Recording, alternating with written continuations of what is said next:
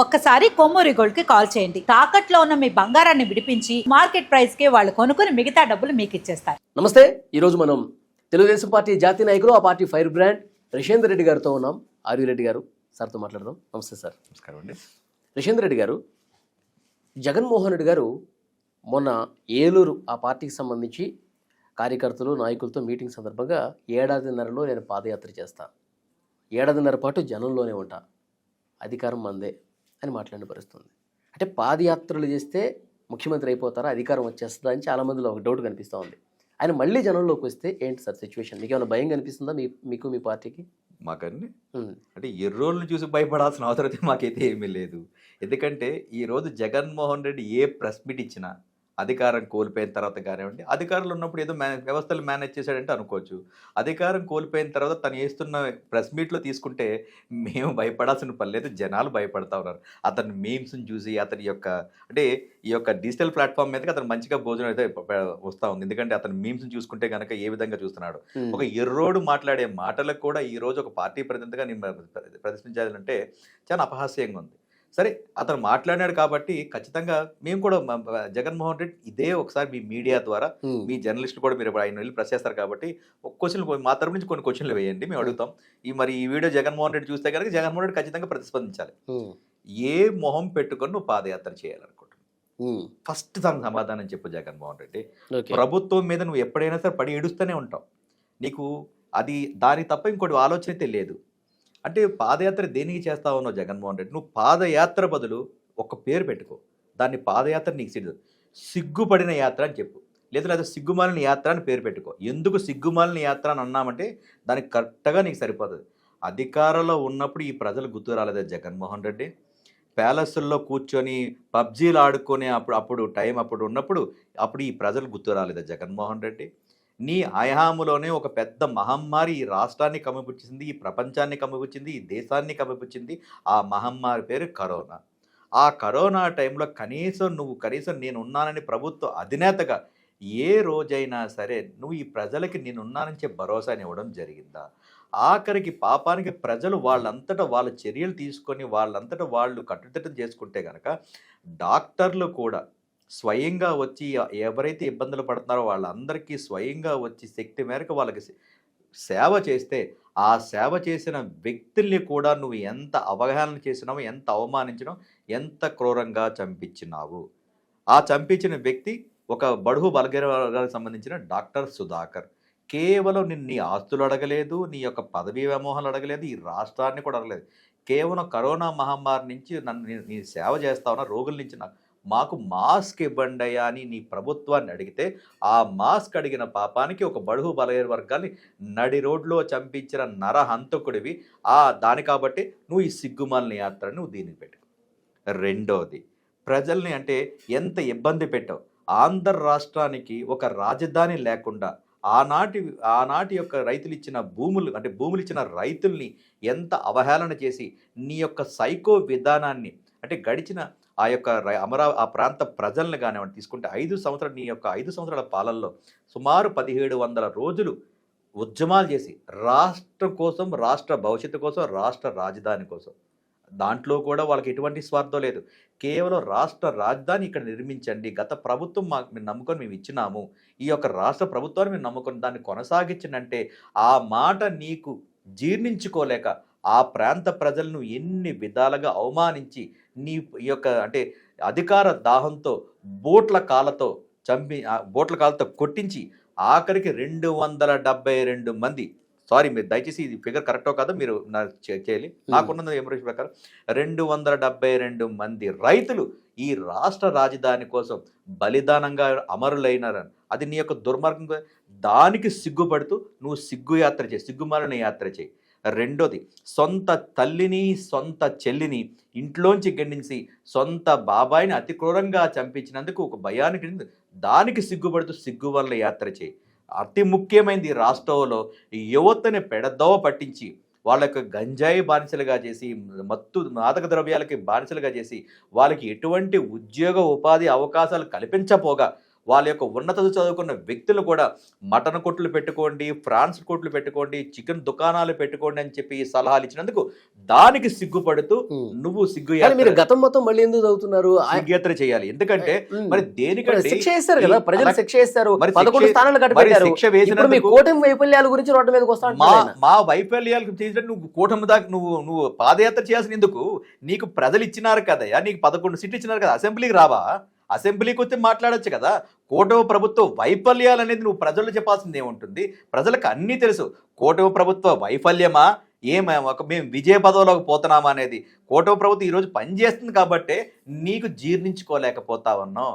ఇన్ని లక్షల కోట్ల రూపాయలు ఈరోజు ఆంధ్ర రాష్ట్రం మీద, దేశంలో మొత్తం అంతా చూసుకుంటే కనుక ఆంధ్ర రాష్ట్రంలో అంటే దేశంలో ఒక పెట్టుబడి వ్యవస్థ అనేది వచ్చిందంటే కనుక దాంట్లో అంటే ఒక 1/4 భాగం అంటే 23.5%, ఇది గవర్నమెంట్ లెక్కల ప్రకారం 23.5% ఈరోజు ఆంధ్ర రాష్ట్రంలో పెట్టుబడి పెడతా ఉన్నారే. అంటే సుమారు గడిచిన ఒక 17 నెలలు పెట్టి తీసుకుంటే కనుక 23 లక్షల కోట్ల పైచిలకు ఈరోజు పెట్టుబడులు వస్తున్నాయంటే అది నీకు ఒక శాసనసభ్యుడిగా, ఒక విపక్ష నేతగా నీకు జీర్ణించుకోలేకపోతున్నావు. కాబట్టి ఈరోజు నువ్వు కూటమి ప్రభుత్వం మీద విమర్శలు చేస్తా ఉన్నావు. మేము విమర్శలు చేసినా దేని చేసినా మేము దేనికని రెడీగా ఉన్నాం అని చెప్పి మా యొక్క గౌరవ ముఖ్యమంత్రి గారు చెప్తున్నారు, మా యొక్క మంత్రులు అందరూ కూడా చెప్తున్నారు, గౌరవ నారా లోకేష్ గారు కూడా చెప్పడం జరుగుతుంది.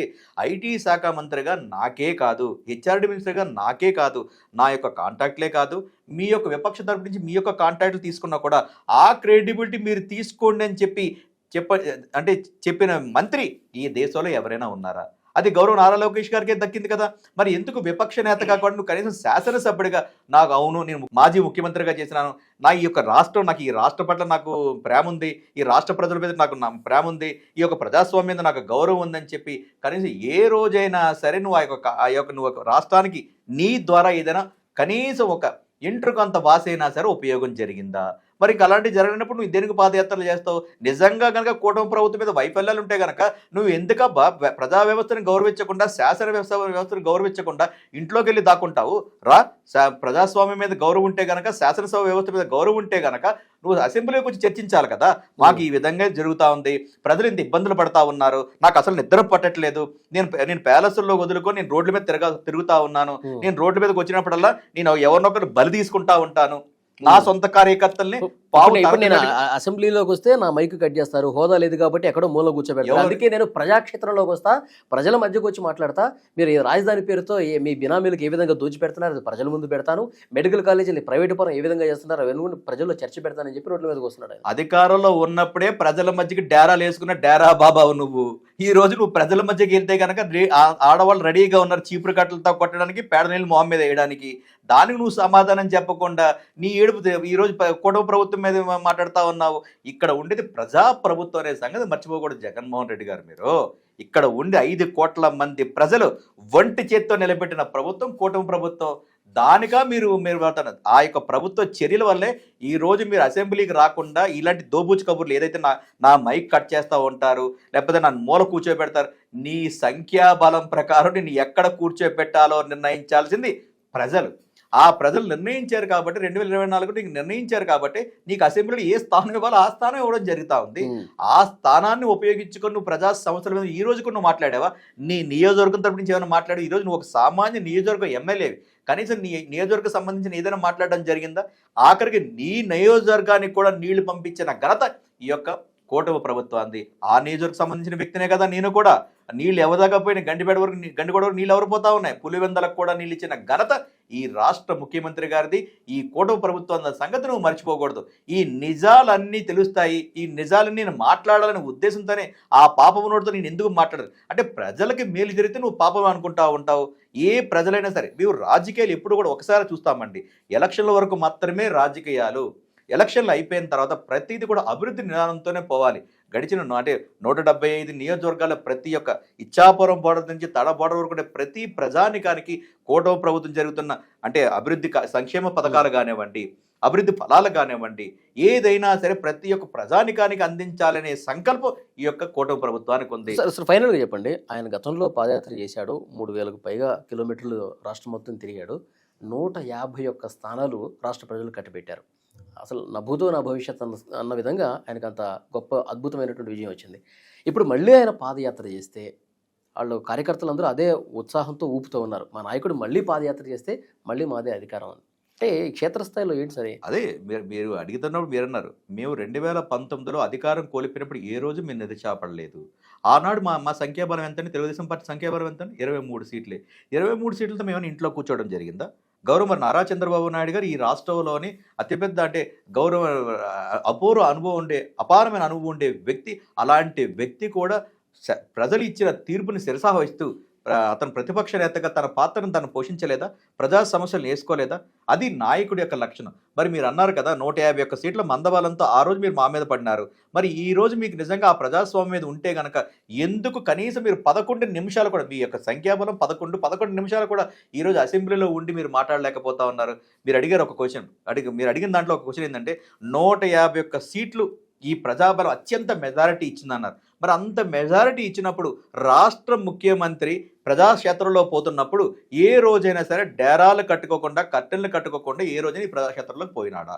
మీరు దానికి ఒక్క సమాధానం చెప్పండి.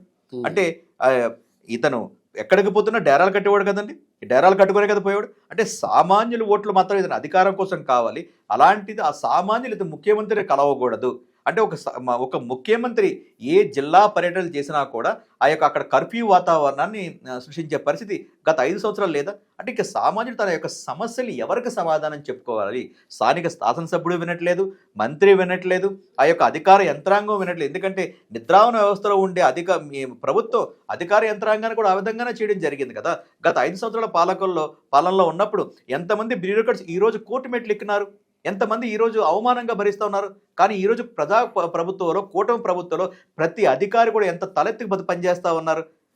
అది మీరు ఒక బేరేజ్ చేసుకోవాలి. కాబట్టి ఇవన్నీ కూడా తన యొక్క తప్పులు ఏమైతే ఉన్నాయని కప్పిపుచ్చుకోవడానికి ఈరోజు కూటమి ప్రభుత్వం మీద అతని యొక్క అంటే ఆ యొక్క ఏడుపు కానివ్వండి, తన యొక్క అంటే నిస్పృహని చూపిస్తున్నాడని మనం అర్థం చేసుకోగలగాలి.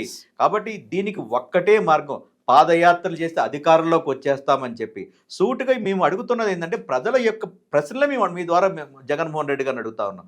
గత 5 సంవత్సరాలు నీ పాలనలో నువ్వు ఏమి ఉద్ధరించావని చెప్పి ఈరోజు పాదయాత్రకి వెళ్దాం అనుకుంటా ఉన్నావు. అంటే ఈరోజు పాదయాత్ర నువ్వు చేస్తావంటే ప్రభుత్వానికి వ్యతిరేకంగా పాదయాత్ర చేస్తున్నావంటే ప్రతి నెల మేము 4,000 రూపాయలు వృద్ధాప్య పెన్షన్లు 1వ తారీఖు కల్లా అందిస్తున్నందుకు నువ్వు పాదయాత్ర చేస్తావా? అట్లాగే ఈరోజు మీరు కూడా గమనించాలి, ఈరోజు ఆంధ్ర రాష్ట్రాన్ని నువ్వు 3 ముక్కలు చేస్తే ఈరోజు ప్రజాప్రభుత్వం కూటమి ప్రభుత్వం ఆంధ్ర రాష్ట్రానికి ఒకటే రాష్ట్రం ఒకటే రాజధాని నిర్ణయించుకొని ఈరోజు ఆ రాష్ట్ర రాజధాని కూడా చట్టబద్ధం చేసే కార్యక్రమం పార్లమెంట్లో బిల్లు పెట్టడం జరుగుతుంది. దానికి నువ్వు పాదయాత్ర చేస్తూ ఉంటావా? రైతాంగాన్ని కాపాడినందుకు నీ అధికారంలో ఉన్నప్పుడు పోలవరాన్ని ఎలాగ అటగిస్తే మళ్ళీ ఈ ప్రజాప్రభుత్వం వచ్చిన తర్వాత రైతాంగాన్ని కాపాడడానికి సుమారుగా పోలవరం ప్రాజెక్టు రేపు 2027 కల్లా కంప్లీట్ అవుతుంది. దానికి నువ్వు ఏడుస్తూ పాదయాత్ర చేస్తూ ఉంటావా? నీ యొక్క హయాములో అంటే ఉద్యోగ వ్యవస్థను నిర్వీర్యం చేసి నిరుద్యోగులు నిర్వీర్యం చేసి రోడ్డు మీద పాడేస్తే ఈరోజు అలాంటి నిరుద్యోగులు ఈరోజు ఉన్నతమైన స్థాయిలోకి వెళ్ళి మంచి మంచి కంపెనీల్లో ఉద్యోగాలు ఇస్తున్నందుకు పాదయాత్ర చేస్తూ ఉంటావా? ఈరోజు ఆడబిడ్డల్ని నీ యొక్క హయాములో ఎంత దారుణంగా హ్యూమన్ ట్రాఫికింగ్ జరిగితే ఈరోజు ఆడబిడ్డలు కూడా సగౌరవంగా రోడ్డు మీదకి వచ్చి వాళ్ళ యొక్క కుటుంబాలను పోషించుకుంటూ ఈరోజు పనిచేస్తూ ఉన్నారు. దానికి ఉదాహరణే నేను మీకు తీసుకుంటే కనుక తూర్పుగోదావరి జిల్లాలో సామర్లకోటలో ఒక లేడీ కానిస్టేబుల్ ఉంది. మీరు గమనిస్తే అర్ధరాత్రి ట్రాఫిక్ ఆగిపోతే తన పసిబిడ్డని ఎత్తుకొని ఆ ట్రాఫిక్ని కంట్రోల్ చేసిందంటే ప్రభుత్వం మీద ఎంత నిబద్ధత ఉందో అది అర్థం చేసుకోగలగాలి. గతంలో నీకోసం చూసాం, గతంలో నీ యొక్క ప్రభుత్వంలో హోమ్ మినిస్టర్ ఎవరో కూడా చెప్పలేని పరిస్థితి నీ యొక్క ప్రభుత్వం నిస్సహాయత ప్రభుత్వం. ఈ రోజు ప్రభుత్వంలో హోమ్ మినిస్టర్ ఎలాగున్నారంటే సామాన్యమైన ఒక కానిస్టేబుల్ కూడా ఇంటికి పిలిపించి తనకు సగౌరవంగా గౌరవించే పరిస్థితి ఈ ప్రజా ప్రభుత్వానికి. దానికి నువ్వు పాదయాత్ర చేస్తా ఉంటావా? సో ఇలా చెప్పుకుంటూ పోతే ప్రతి దానికి ఉంది. అలాగే నువ్వు నీ యొక్క ప్రభుత్వంలో నీ యొక్క పార్టీ అంటే శాసన మండలి సభ్యులు కానివ్వండి, శాసనసభ్యులు కానివ్వండి మర్డర్లు చేస్తే, హత్యలు చేస్తే డోర్ డెలివరీలు చేశారు కాబట్టి నాకు మళ్ళీ అధికారం ఇవ్వండి, ఈసారి వేరే విధంగా నా యొక్క రూపు వేరే విధంగా, దానికోసం నువ్వు పాదయాత్ర చేస్తావా? సో ఇలాంటివన్నీ చెప్పుకొని ఒక క్లారిటీ ఇచ్చుకొని ప్రజలు చేస్తే ప్రజలు కూడా దాన్ని హర్షిస్తారు. ఈరోజు జగన్మోహన్ రెడ్డి చేసే మాటలు కానివ్వండి, చేష్టలు కానివ్వండి, మాయల మరాఠీ మాటలు, తన అధికారం ఎప్పటికీ రాడని తన యొక్క అపూర్వ సోదరుడైనటువంటి విజయసాయి నిన్నే చెప్పడం జరిగింది. అధికారం అనేది జగన్మోహన్ రెడ్డికి కల్లా. అని చెప్పడం జరిగింది. క్షేత్రస్థాయిలో మీరు అడిగారు, ఆ క్షేత్రస్థాయిలో ఆ కార్యకర్తలు కూడా సిగ్గుపడే పరిస్థితికి ఈ రోజు దిగజారిపోతా ఉన్నారే. అంటే మేము కూడా ఈ పార్టీని ఎందుకు మేము మోస్తున్నామని చెప్పి ఆ యొక్క కార్యకర్తలు కూడా ఈ రోజు ఆలోచన చేసుకునే పరిస్థితి ఉంది. కాబట్టి మళ్ళీ తన యొక్క ఫ్యాక్షనిజాన్ని కానివ్వండి, మళ్ళీ తన యొక్క క్రిమినాలిటీని కానివ్వండి, ఏదైనా చూసుకోవాలనుకుంటే ఈ పాదయాత్ర ఒకటి అదుపు పెట్టుకున్నారు. కాబట్టి దీన్ని పాదయాత్రగా కాకుండా సిగ్గు యాత్రగా కనుక జగన్మోహన్ రెడ్డి చెప్పుకుంటే కనీసం ప్రజలు ఓహో ఇతను సిగ్గుపడుతున్నాడు కాబట్టి ఈ సిగ్గు యాత్ర అనేది కట్టుగా ప్రజలని హర్షిస్తారని మీ ద్వారా జగన్మోహన్ రెడ్డికి సలహా ఇస్తా ఉన్నాను. Thank you very much sir. Thank you so much అండి.